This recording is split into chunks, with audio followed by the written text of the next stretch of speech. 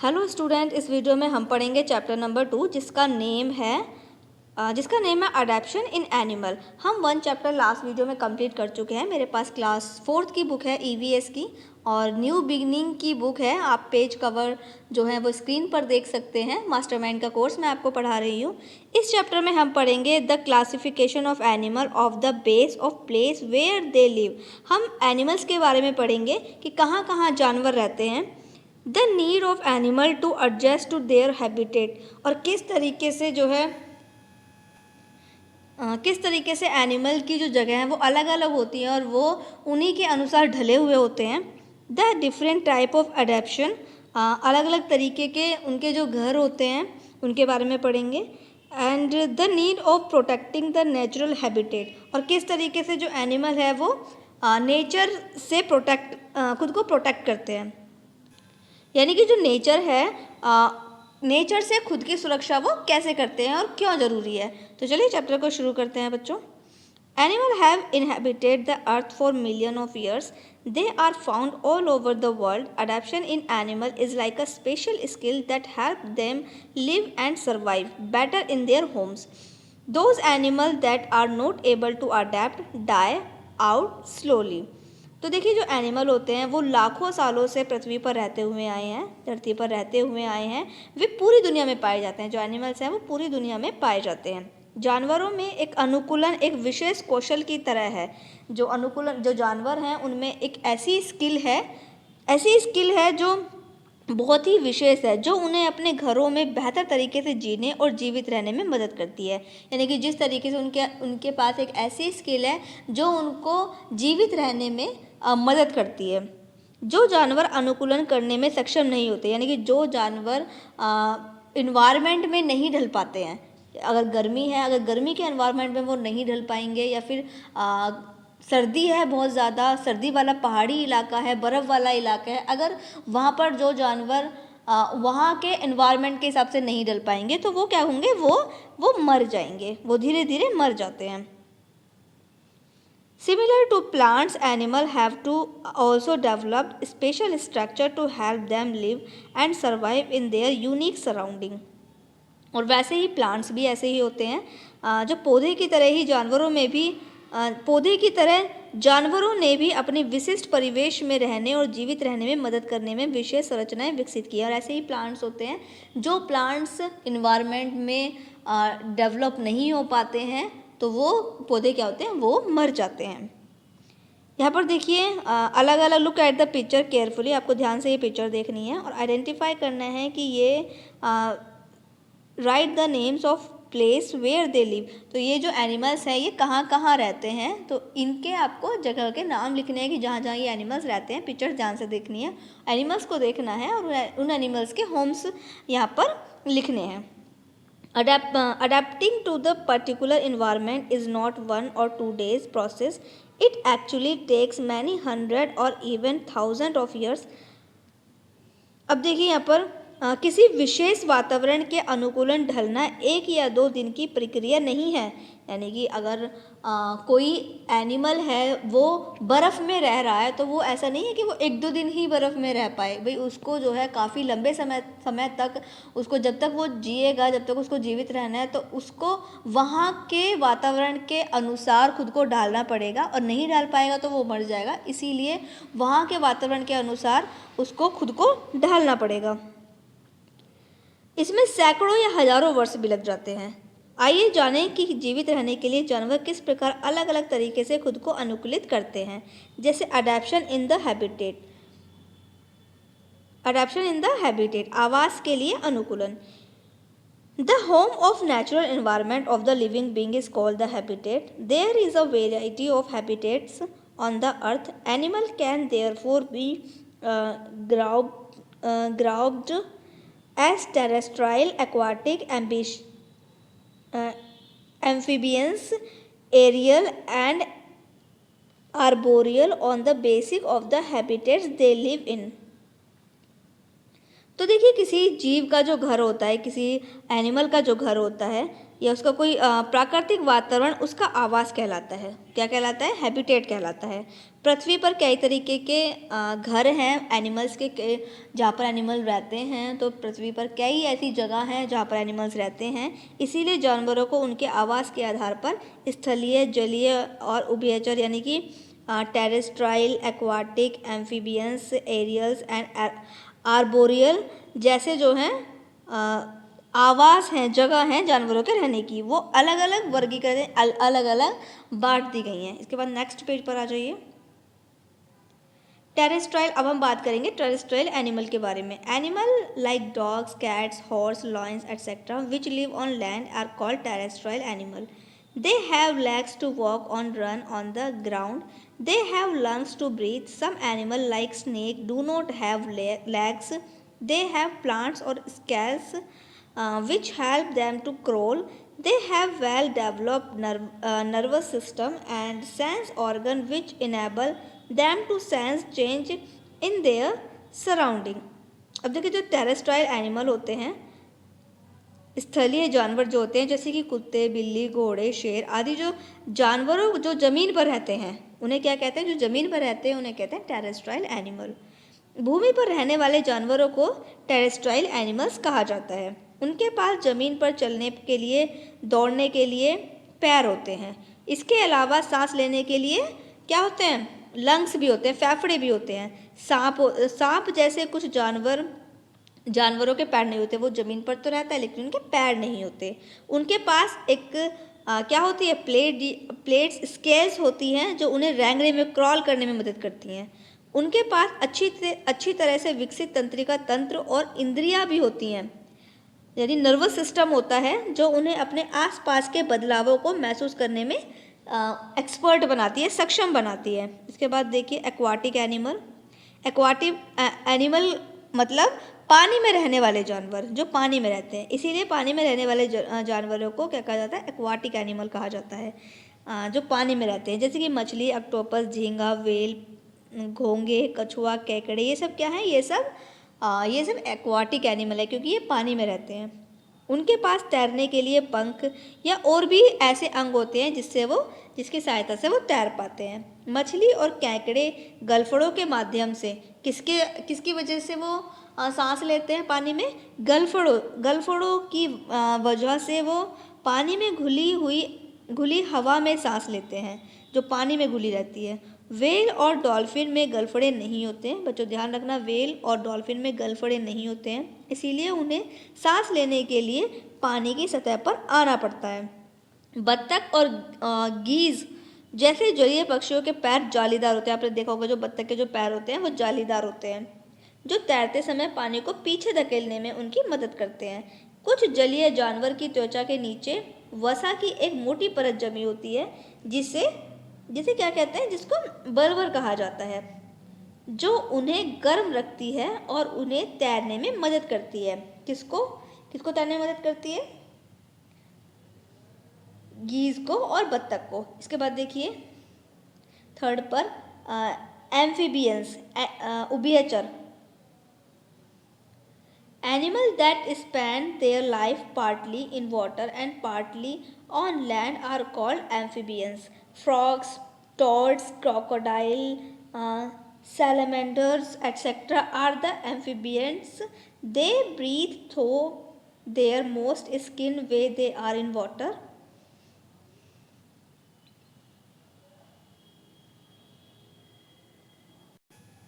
तो देखिए ये एनिमल्स कैसे होते हैं? वे जानवर जो जीवन आंशिक रूप से पानी में, आंशिक रूप से ज़मीन पर बिताते हैं। ये कुछ जानवर ऐसे होते हैं जो मतलब कुछ टाइम के लिए वो ज़मीन पर भी रहते हैं और कुछ टाइम में वो पानी में भी रहते हैं, यानी दोनों जगह पर रहते हैं, पानी में भी और ज़मीन पर भी। तो वो कौन से होते हैं? वो एम्फीबियंस होते हैं। जैसे कि मेंढक हो गया, मगरमच्छ हो गया, तो ये ज़मीन पर भी रह सकते हैं और ये पानी में भी रह सकते हैं। तो टोड, मगरमच्छ, सैलामेंडर, ये सब क्या हैं? ये एम्फीबियंस हैं। जब वे पानी में होते हैं तो वे अपनी नम त्वचा से सांस लेते हैं। इसके बाद देखिए बच्चों नेक्स्ट पेज पर आ जाइए, पेज नंबर 17 पर। Land they breathe through their lungs, they have limbs that help them in swimming. Some of them have webbed feet and toes in help in swimming. तो देखिए जब वो ज़मीन पर होते हैं तो वे अपने फेफड़ों से सांस लेते हैं, लेकिन जब वो पानी में होते हैं तो फिर वो किससे सांस लेते हैं, वो नम त्वचा से सांस लेते हैं। उनके पास अंग होते हैं जो उन्हें तैरने में मदद करते हैं। उनमें से कुछ के पैर और पूंछ जालदार होते हैं तैरने में, जो कि मदद करते हैं। अब देखिए चमगादड़ के बारे में कुछ दिया हुआ है कि डू यू नो, क्या आप जानते हैं कि चमगादड़ एकमात्र स्तनधारी प्राणी है जो उड़ सकता है। वो एक ऐसा स्तनधारी प्राणी है जो उड़ सकता है। इसके बाद देखिए aerial animal that fly in the air are called aerial animal. They have wings to fly. They are of light weight due to hole and light bones and feathers.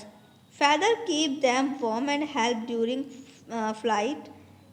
Shape of their bodies in boat like which help them to push through the air. They have flight muscles to fly. Their toes and claws help them to perch on the branches of the trees. अब देखिए aerial animals कैसे होते हैं। हवा में उड़ने वाले जानवरों को एरियल एनिमल्स कहा जाता है। उनके पास उड़ने के लिए पंख होते हैं। खोखली और हल्की हड्डियां और पंखों के कारण वे हल्के वजन के होते हैं। पंख पक्षियों को गर्म रखते हैं और उस दौरान मदद करते हैं। उनके शरीर का आकार नाव जैसा होता है जो उन्हें हवा में आगे बढ़ने में मदद करता है। उनके पास उड़ने के लिए उड़ान की मांसपेशियां होती हैं। उनके पैर की उंगलियां और पंजे उन्हें पेड़ों की शाखाओं पर बैठने में मदद करते हैं। तो बच्चों देखा आपने कि जो जल में पानी में जो जानवर रहते हैं उनके पास रहने की एक वो अलग सक्षम है, यानी उनके पास पानी में रहने के लिए अलग अलग चीज़ें दी हुई हैं नेचर ने। और जो पक्षियाँ उड़ते हैं उनके पास पंख हैं, और जो ज़मीन पर रहते हैं उनके पास सांस लेने के लिए क्या है, लंग्स हैं। तो इस तरीके से जो अलग अलग जगहों पर अलग अलग जानवर रहते हैं, मनुष्य रहते हैं, तो उनके पास अलग अलग ऐसी चीज़ें होती हैं, स्पेशल चीज़ें होती हैं जिससे वो उस वातावरण में रहने में सक्षम हो जाते हैं। अगर कोई जानवर किसी बर्फ़ में रहता है तो उसके पास एक अलग पावर्स होंगी वहाँ के वातावरण में रहने के लिए। लेकिन अगर कोई गर्म इलाके में रहता है तो उसके पास एक अलग चीज़ें हैं, यानी अलग बॉडी पार्ट्स हैं वहाँ पर रहने के लिए। तो ये होती है अनुकूलता। इसके बाद देखिए arboreal animal who spend most of their time of trees are called arboreal animal, monkey, ape, lizard, squirrel etc. तो देखिए ये वो एनिमल हैं जो पेड़ों पर रहते हैं, इन्हें कहते हैं arboreal एनिमल। वे जानवर जो अपने ज़्यादातर समय पेड़ों पर बिताते हैं उन्हें वृक्षवासी कहा जाता है। बंदर, वानर, छिपकली, गिलहरी, ये सब क्या है, ये सब क्या है बच्चों, ये आर्बोरियल एनिमल्स हैं। पेड़ों पर चढ़ने के लिए उनके पास क्या है, अब इनके पास भी कुछ स्पेशल है। मजबूत हाथ हैं, पैर होते हैं। उनके शरीर पर लगी रीढ़ या प्लेटें उन्हें चढ़ते समय फिसलने से बचाती हैं। बढ़ते समय उनके शरीर को सहारा देने के लिए उनके पास पंजे और चौड़े कूल्हे होते हैं।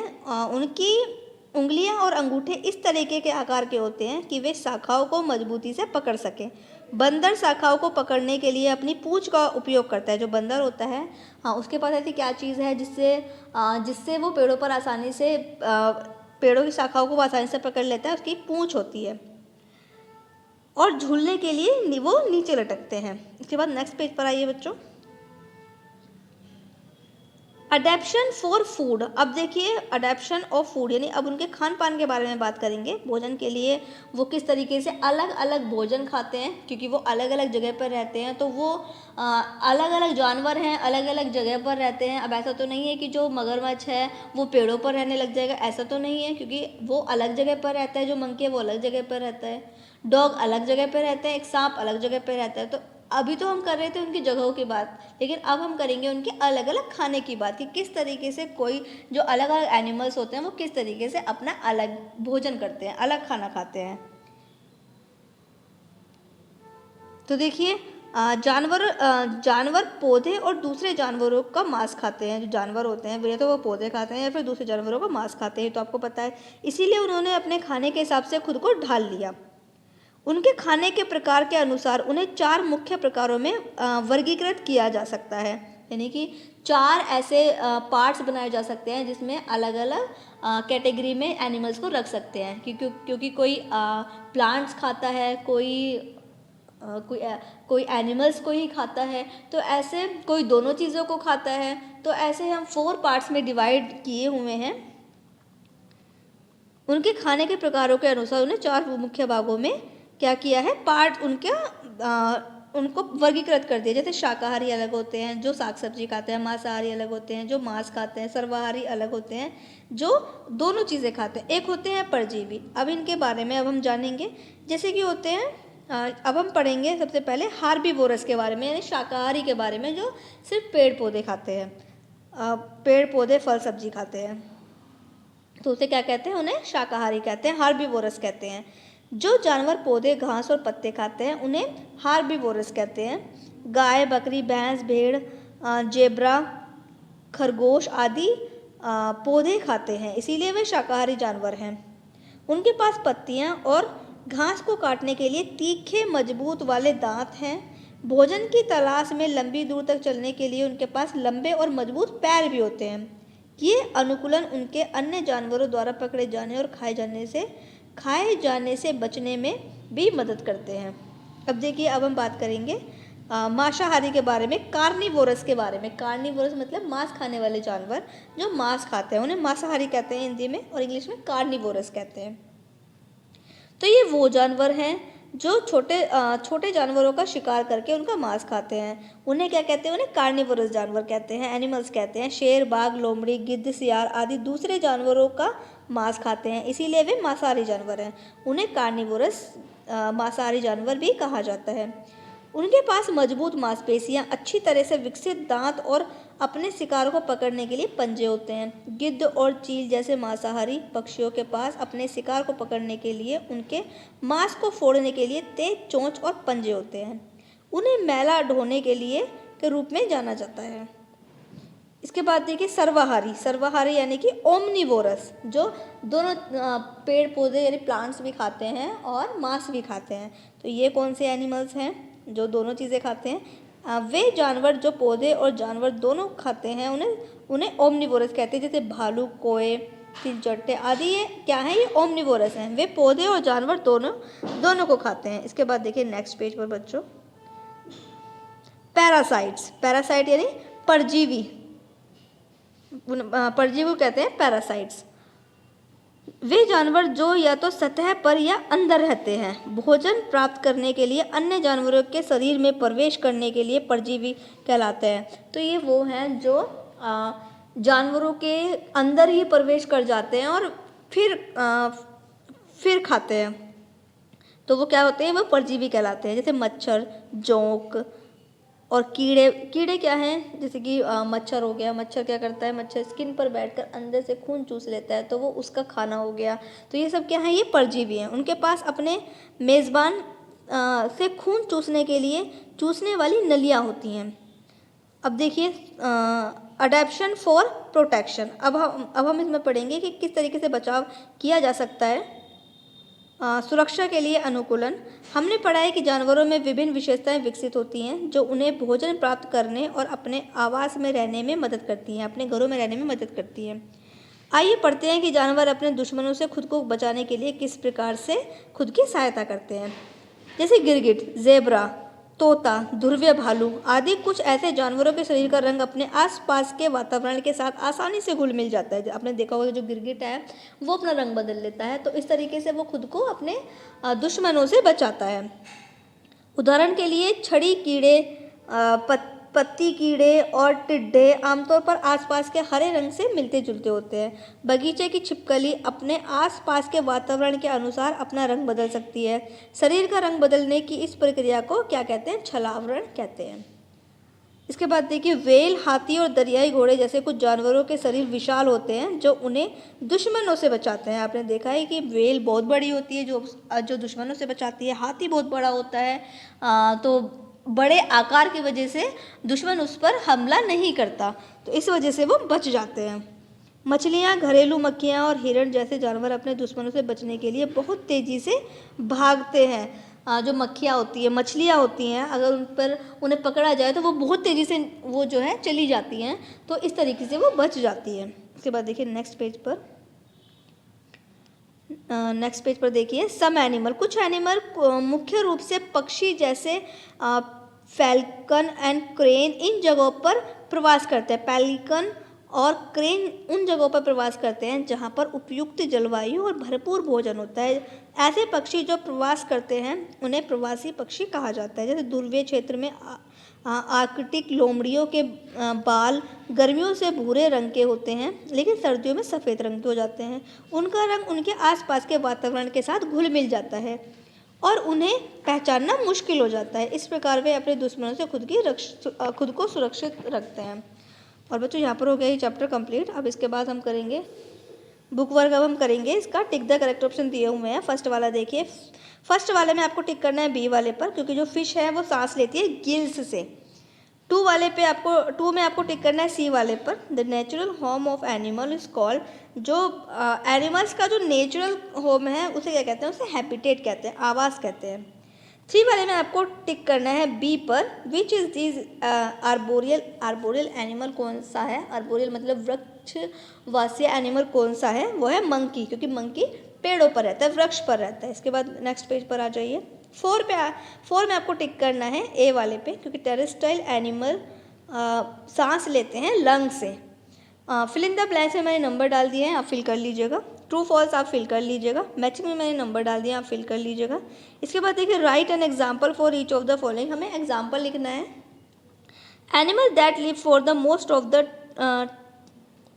Of the animal that lives in air, जो हवा में ज़्यादातर रहता है और ज़्यादातर रहता है वो है मंकी।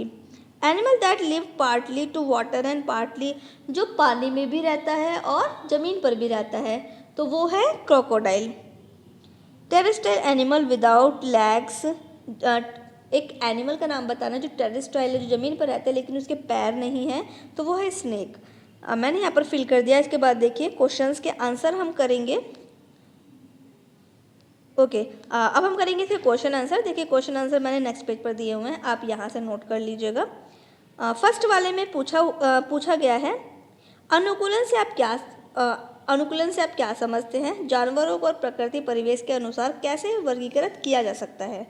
सेकंड में पूछा है कि जो पेड़ों पर रहते हैं वो जानवर अपने आवास के प्रति किस प्रकार अनुकूलित होते हैं, किस प्रकार रहते हैं, क्या उनके अंदर विशेषताएं हैं जो पेड़ों पर रहते हैं। जलीय और उभयचर जानवरों में क्या अंतर है। 4 में देखिए कुछ जानवरों की त्वचा उनके आसपास के वातावरण में मेल क्यों खा जाती है, ये बताना है हमें। 5 पर देखिए ज़्यादातर शाकाहारी जानवरों के पैर लंबे और मजबूत क्यों होते हैं, तो मैंने चैप्टर में बताया था कि वो भागने दौड़ने के लिए, खुद को बचाने के लिए उनके पैर ऐसे होते हैं ताकि वो अपना खाना ढूंढ पाएँ और दुश्मनों से वो अपनी रक्षा कर पाएँ। 6 पे परजीवी क्या है, परजीवी के बारे में बताना है। तो इन क्वेश्चंस के आंसर मैंने यहाँ पर नोट कर दिए हैं इस पेज पर, आप यहाँ से नोट कर लीजिएगा। 6 क्वेश्चन के आंसर हैं ये, तो यहाँ पर ये नोट कर लीजिएगा। इसी के साथ में हो गया हमारा ये चैप्टर कंप्लीट। आने वाली नेक्स्ट वीडियो में बच्चों हम नेक्स्ट चैप्टर को पढ़ेंगे। 2 चैप्टर्स हम कंप्लीट कर चुके हैं और आपको अपनी नोटबुक में क्वेश्चन आंसर कर लेने हैं। और ओके, और आपको यहाँ पर कुछ पिक्चर भी ड्रॉ करनी है। मैं आपको पिक्चर बता देती हूँ कि पिक्चर आपको कौन सी ड्रॉ करनी होंगी। पिक्चर आपको ड्रॉ करनी है टेरेस्ट्राइल एनिमल की एक पिक्चर, एक्वाटिक एनिमल की कोई एक पिक्चर, हेडिंग डालिएगा और पिक्चर्स आपको ड्रॉ करनी है। फिर एरियल एनिमल की कोई एक पिक्चर और आर्बोरियल एनिमल्स की कोई एक पिक्चर आप ड्रॉ करेंगे। और ये पिक्चर्स आप अपनी नोटबुक में एक एक एनिमल्स की पिक्चर आपको ड्रॉ करनी है। और इसी के साथ में हमारा चैप्टर कंप्लीट हो गया। आने वाली नेक्स्ट वीडियो में बच्चों हम नेक्स्ट चैप्टर पढ़ेंगे। वीडियो समझ में आ गया है, चैप्टर समझ में आ गया है तो वीडियो को और बच्चों को भी शेयर कीजिएगा और मुझे कमेंट में ज़रूर बताइएगा कि चैप्टर आपको कैसा लगा।